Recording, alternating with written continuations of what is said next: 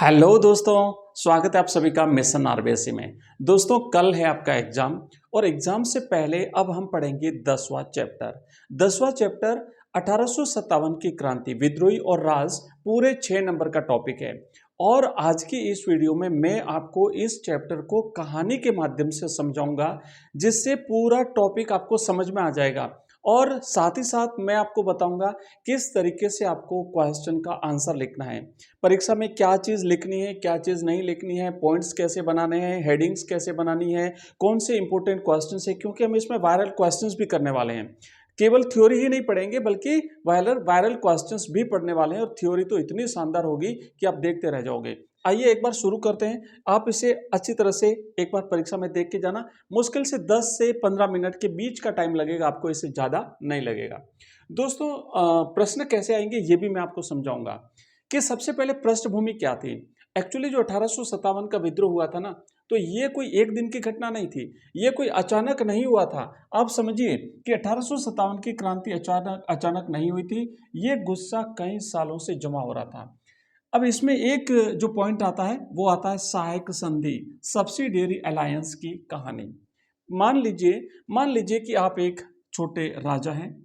आपके पास एक दिन अंग्रेज आए और आपसे कहा तुम अपनी सेना हटा लो, तुम निश्चिंत हो जाओ, फालतू क्यों खर्चा उठाते हो, ये सैनिक रखना और इतनी टेंशन आपको, हम आपकी रक्षा करेंगे, आप निश्चिंत हो जाइए, आपको सेना नहीं रखनी।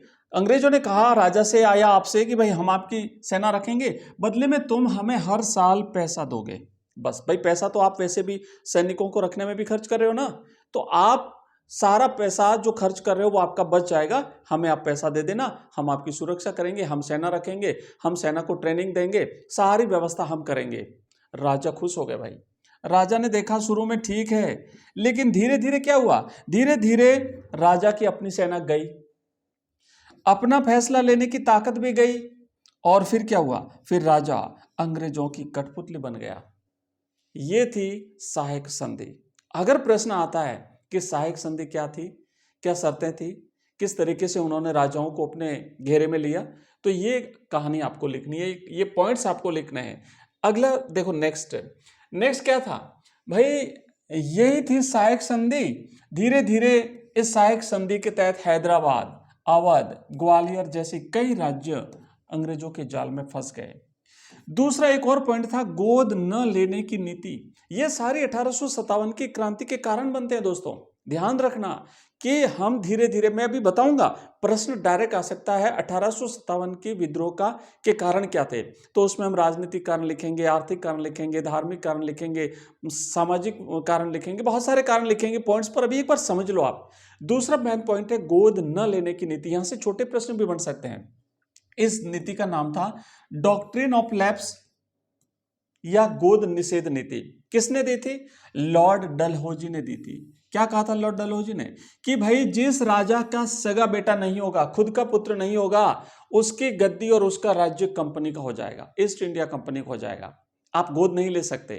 किसने दी थी, लॉर्ड डलहौजी ने दी थी। गोद निषेध नीति कहते हैं इसे, डॉक्ट्रिन ऑफ लैप्स भी कहते हैं। और इस नीति के तहत सतारा, नागपुर, झांसी सब छिन गए। झांसी की रानी लक्ष्मीबाई ने बेटे को गोद लिया, लेकिन अंग्रेजों ने माना ही नहीं, और यहीं से उनके मन में भी विद्रोह की आग जल गई। उसके बाद आर्थिक कारण देखो दोस्तों, किसानों से ज्यादा लगान, नील की खेती जबरदस्ती करवाना, देसी उद्योग बर्बाद हो गए, किसान, शिल्पकार, व्यापारी सब परेशान। भाई यहां तो राजा परेशान थे, सहायक संधि से राजा परेशान हुए, गोद न लेने की नीति के कारण उनके राज्य हड़पे जाने लगे, राजा परेशान हुए। पर यहां तो किसान भी परेशान हो गए ना। क्यों, क्योंकि किसानों से लगान बहुत ज्यादा लिया जाता था, जबरदस्ती उनसे नील की खेती करवाई जाती थी, देशी उद्योग नष्ट हो गए, तो किसान के साथ साथ शिल्पकार और व्यापारी भी परेशान हो गए। भाई पूरा सिस्टम गड़बड़ हो गया। मतलब क्या था, समाज के हर वर्ग में असंतोष पैदा हो गया। आ रहा है, राजनीतिक कारण हो गया, आर्थिक कारण हो गया। अब देखो फिर क्या हुआ भाई, फिर धार्मिक और सामाजिक दखल भी होने लगा। क्या होने लगा, ईसाई मिशनरीज, इनकी गतिविधियां बढ़ गई, सामाजिक रीतियों में दखल होने लगा। अब तब लोगों को लगा कि यार अंग्रेज तो हमारा धर्म बदलवाना चाहते हैं, हमारा धर्म भ्रष्ट करना चाहते हैं।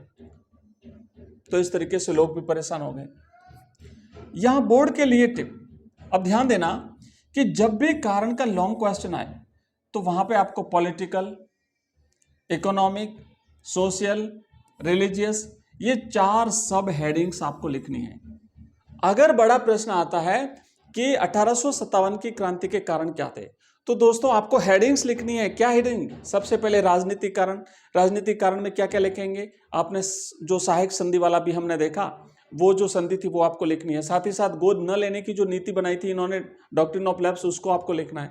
उसके बाद जो आर्थिक कारण अभी हमने देखे, जिससे किसान, शिल्पकार, व्यापारी सभी परेशान हो गए, वो आपको लिखना है। सामाजिक कारण, धार्मिक कारण, ये सारी चीजें आपको लिखनी है। तो ये आपका बड़ा प्रश्न यहां से बन जाएगा। अब इसमें चिंगारी का काम किसने किया? तात्कालिक कारण क्या बना था? यहां से प्रश्न आ सकता है 1857 की क्रांति का तात्कालिक कारण क्या था। तो ध्यान दीजिए कि कारतूस और मेरठ का विद्रोह। अब आती है वो चिंगारी जिसने बारूद को आग लगा दी, एनफील्ड राइफल, याद है ना? कारतूस का मुंह दांत से काटना पड़ता था। अफवाह फैली कि इसमें गाय और सूअर की चर्बी होती है। हिंदुओं के लिए गाय, मुसलमानों के लिए सूअर, दोनों के लिए धर्म के विरुद्ध ये था। और इस तरीके से सिपाहियों ने मना कर दिया। जब मना किया तो उनका कोर्ट मार्शल किया गया, उन्हें सजा हुई, अपमान, और फिर फूट पड़ा विद्रोह। तो इस तरीके से जो है वो एक तात्कालिक कारण बना, एनफील्ड राइफल वाला, और उसके बाद विद्रोह फूटता है। तो शुरुआत कहां से होती है, कैसे होती है? भाई मंगल पांडे वाली घटना आपको याद होगी, बराकपुर या बैरकपुर, या फिर बैरकपुर जो छावनी थी। 29 मार्च 1857 का दिन था। ध्यान रखना, जो ये 29 मार्च वाली जो घटना, उसके बाद फिर 10 मई वाली घटना मेरठ से जो बाद में होती है, जहां से क्रांति की शुरुआत होती है। लेकिन उससे पहले 29 मार्च 1857 ब्रिटिश अफसर पर गोलियां चला दी। संदेश क्या था? अब हम और नहीं सहेंगे भाई, बहुत ज्यादा हो गया। सिपाहियों ने कहा अब हम सहन नहीं करेंगे। उसके बाद फिर मेरठ में विद्रोह हो गया 10 मई 1857। ये तारीख आपको याद रखनी है। मेरठ में 85 सिपाहियों को कारतूस न लेने पर सजा दी गई, जंजीरों में बांध दिया गया। बाकी सिपाही भड़क उठे, जेल तोड़ दी गई, अफसरों पर हमला कर दिया गया। और फिर क्या था? और फिर विद्रोही दिल्ली कूच कर गए। भाई इतनी सारी घटना घटी है, आप स्टेप बाय स्टेप याद रखिए, पूरा आपके मन में उतर जाएगा। उतार दीजिए अच्छी तरह से इस दिमाग में इस सारी चीजों को। अब देखो भाई क्या हुआ, दिल्ली, झांसी, कानपुर, लखनऊ, विद्रोह की आग फैल गई सब जगह। मेरठ से निकले सिपाही दिल्ली पहुंचे। मुगल बादशाह बहादुर शाह जफर को फिर से हिंदुस्तान का बादशाह घोषित कर दिया, और कंपनी के खिलाफ एकजुटता का जबरदस्त प्रदर्शन था।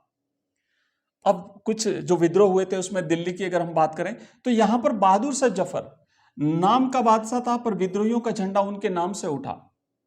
कानपुर में नाना साहेब ने विद्रोह का नेतृत्व किया, क्योंकि पेशवा बाजीराव द्वितीय के दत्तक पुत्र थे। पेशवा की पेंशन बंद कर दी गई थी, अपमान, गुस्सा था, और इन्होंने अपना झंडा वहां पे उठा लिया। कानपुर में विद्रोह का नेतृत्व जो है वो किसने किया था? भाई प्रश्न आ सकता है, नाना साहब ने किया था। झांसी की बात करते हैं, रानी लक्ष्मीबाई ने यहां से नेतृत्व किया था। मैं अपनी झांसी नहीं दूंगी, ये सिर्फ डायलॉग नहीं था, इतिहास है। उन्होंने अंग्रेजों से कई लड़ाइयां लड़ी, पुरुष वेश में घोड़े पर बैठ करके युद्ध किया, और आखिरकार ग्वालियर के पास वीरगति को प्राप्त हुई। लखनऊ की बात करें तो लखनऊ से बेगम हजरत महल ने विद्रोह का नेतृत्व किया था। क्यों? क्योंकि अवध के नवाब वाजिद अली शाह को हटा दिया गया था। बेगम हजरत महल ने अंग्रेजों के विरुद्ध मोर्चा संभाला, और लखनऊ घेराबंदी बोर्ड में इंपोर्टेंट जो है वो यहां से पॉइंट बन सकता है, आप याद रखेंगे। इसके बाद क्या हुआ दोस्तों? उसके बाद विद्रोह क्यों असफल हुआ? अब देखो यहां से दूसरा बड़ा प्रश्न बन सकता है, 1857 के विद्रोह की असफलता के कारण लिखिए, या असफल क्यों हुआ समझाइए। तो आपको यहां पे लिखना है, यह सवाल ऑलमोस्ट हर साल परीक्षा में आता है, 1857 के विद्रोह की असफलता। पॉइंट वाइज, पहला पॉइंट, नेतृत्व में एकता की कमी। सबसे पहले तो यह था कि कोई एक सर्वमान्य नेता नहीं था जो इस पूरे विद्रोह को एकजुट बनाए रखे, कोई नेशनल लीडर नहीं था। दूसरा, सीमित क्षेत्र था, पूरा भारत नहीं था, कुछ ही क्षेत्रों तक यह सीमित रहा, और एकजुटता नहीं थी। आधुनिक हथियारों की कमी, अंग्रेजों के पास बेटर ट्रेनिंग और वेपन्स थे, और संसाधनों की कमी, पैसा, रसद, संचार की दिक्कत होती थी। कुछ भारतीय राज्यों ने अंग्रेजों का साथ दिया था, जैसे हैदराबाद आदि। अब इसमें आपको क्या करना है, अगर बड़ा प्रश्न आता है ना, तो पहले 2 लाइन में इंट्रो लिखना है। इस प्रकार आता है कि भाई 1857 की क्रांति या विद्रोह के असफल होने के क्या कारण है? तो लिखेंगे कि यद्यपि 1857 का विद्रोह अंग्रेजी राज के विरुद्ध एक बड़ी चुनौती थी, फिर भी कई कारणों से यह सफल नहीं हो सका। इसके निम्नलिखित कारण और फिर पॉइंट वाइज ये पॉइंट आपको लिख देने हैं। आप चाहो तो एक एक का विस्तार भी कर सकते हो, तो आपका बड़ा प्रश्न तैयार हो जाएगा। ऐसे लिखोगे ना आंसर, तो बेस्ट आंसर रहेगा आपका, बाकी बच्चों से हट करके रहेगा और एग्जामिनर बिल्कुल नंबर देने पर बाध्य हो जाएगा। चाहे वो 2 नंबर का प्रश्न हो, अगर 2 नंबर का आता है तो बिल्कुल शॉर्ट में पॉइंट पॉइंट लगा करके, नेतृत्व में एकता की कमी, पॉइंट दूसरा सीमित क्षेत्र, ऐसे पॉइंट लगा लगा करके आंसर लिखना, 2-3 लाइनों में हो जाएगा आपका। बड़ा प्रश्न आता है तो फिर प्रत्येक पॉइंट को विस्तार देना, इस बात का ध्यान रखना है। परिणाम क्या हुए 1857 की क्रांति के परिणाम क्या रहे, यहां से प्रश्न बन सकता है। अब आपको ध्यान देना है कि कंपनी का राज समाप्त हो गया, यानी ईस्ट इंडिया कंपनी का राज जब समाप्त हो गया और भारत का शासन सीधे ब्रिटिश राज के अधीन हो गया। ब्रिटिश भारत की सत्ता जो है वो ब्रिटिश क्राउन के पास पहुंच गई और 1857 का शासन अधिनियम, 1857 का अधिनियम पारित हुआ था। ध्यान रखना, ये इंपॉर्टेंट चीज है। दूसरा, ईस्ट इंडिया कंपनी की जगह सीधे ब्रिटिश सरकार का शासन हो गया। महारानी की घोषणा, भारतीयों के धर्म और रीति रिवाजों में हस्तक्षेप न करने का वादा। प्रशासनिक परिवर्तन क्या हुए, गवर्नर जनरल की जगह अब वायसराय कहलाने लगा। अब सेनाओं का पुनर्गठन, भारतीय सिपाहियों को कंट्रोल करने के लिए कोशिश की गई। राजनीतिक परिणामों क्या हुए, कई रियासतों को आश्वासन, डॉक्ट्रिन ऑफ लैप्स वापस लिया गया। और कंक्लूजन में आपको लिखना है, इसलिए 1857 के विद्रोह को कई इतिहासकार भारत के प्रथम स्वतंत्रता संग्राम के रूप में भी देखते हैं। अगर बड़ा प्रश्न आता है, परिणाम पर पूछा जाता है, ये सारे पॉइंट्स लिखना है और लास्ट में आपको कंक्लूजन अवश्य लिखना है। दोस्तों, बड़े प्रश्नों में हमेशा निष्कर्ष वाली एक पंक्ति जरूर लिखी जाती है, उसका ध्यान देना है, वही आपको आगे बड़े नंबर दिलाने में सहायक होगी। अब उसके बाद फिर आगे बढ़ते हैं। देखो फिर क्या हुआ कि हमने देखा यहां पे परिणाम।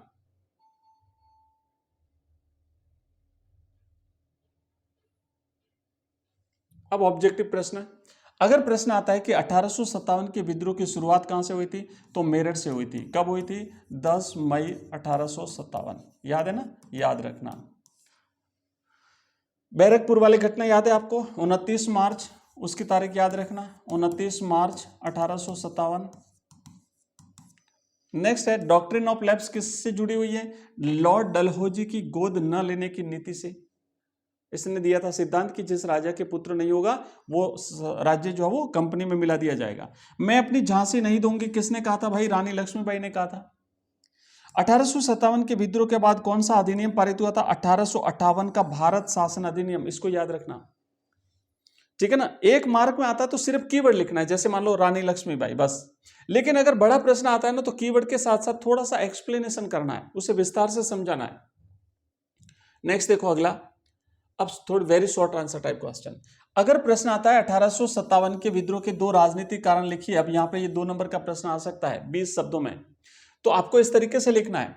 1800 लिखने का तरीका पहले ऐसे, मतलब पहले स्टार्टिंग लाइन तो ये लिखनी है कि 1857 के विद्रोह के मुख्य राजनीतिक कारण इस प्रकार हैं। उसके बाद नंबर 1 सहायक संधि, और उसके अंतर लिखना लॉर्ड वेलेस्ली द्वारा लागू इस नीति के अंतर्गत भारतीय शासकों को अपनी सेना भंग कर अंग्रेजी सेना पर निर्भर होना पड़ा, इससे उनकी स्वाधीनता समाप्त हो गई। और फिर पॉइंट नंबर 2 लगा करके गोद न लेने की नीति, डॉक्ट्रिन ऑफ लैप्स।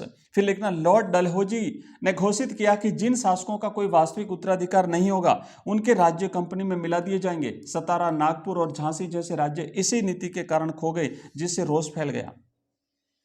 और 4 नंबर के जवाब में कम से कम 2 सब पॉइंट्स और हर पॉइंट्स में 3 से 4 लाइन आपको लिखनी है, अगर बड़ा प्रश्न आता है ना।